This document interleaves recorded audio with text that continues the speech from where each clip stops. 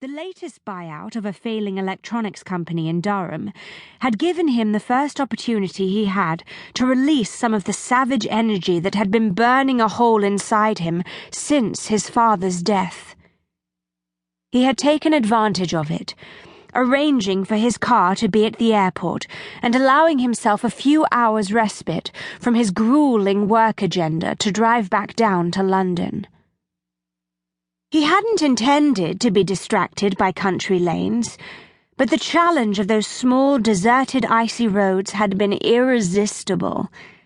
He had switched off his GPS navigation, and now here he was.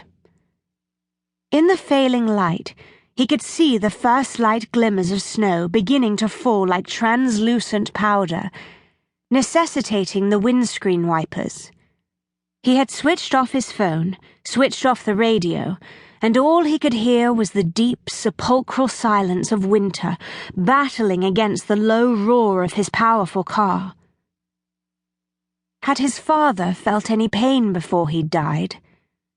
He would have known that death was imminent, as his plane had plummeted out of the sky, like a bird with its wings catastrophically snapped.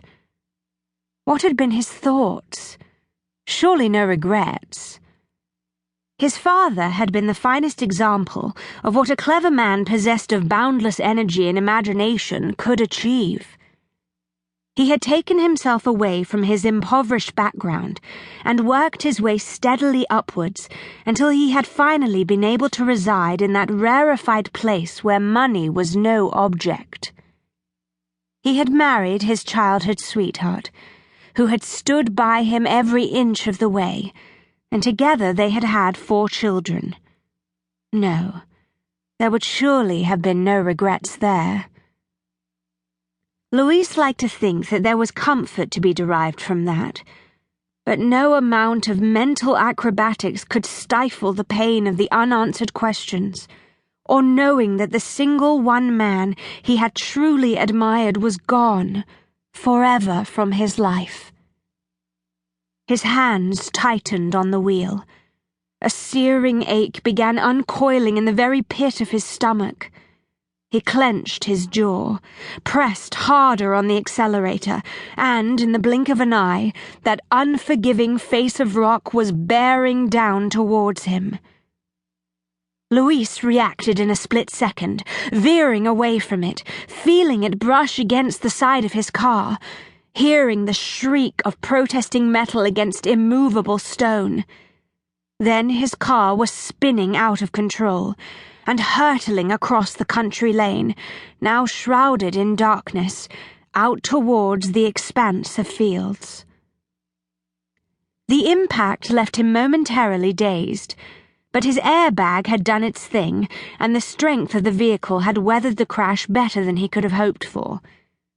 But he was still winded, and in a bad way, as he maneuvered himself out of the car and dragged himself as far away from it as possible.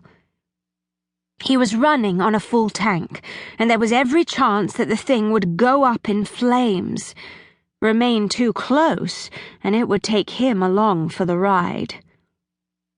But walking was going to be a problem. He gingerly felt his leg and the gash running along it.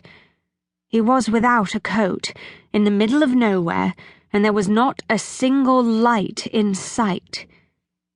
To make matters worse, the snow had decided to gather momentum.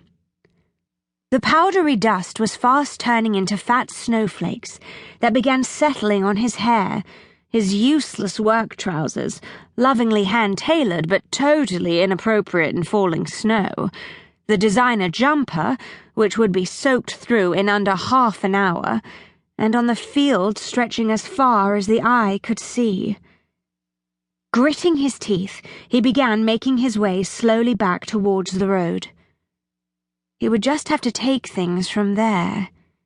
He had his mobile phone, and, whilst he was fully aware that the network in these parts would probably be severely challenged, sooner or later he would be able to pick up a signal. And hey, a grim smile flitted across his dark, aristocratic face. This physical pain, after months of putting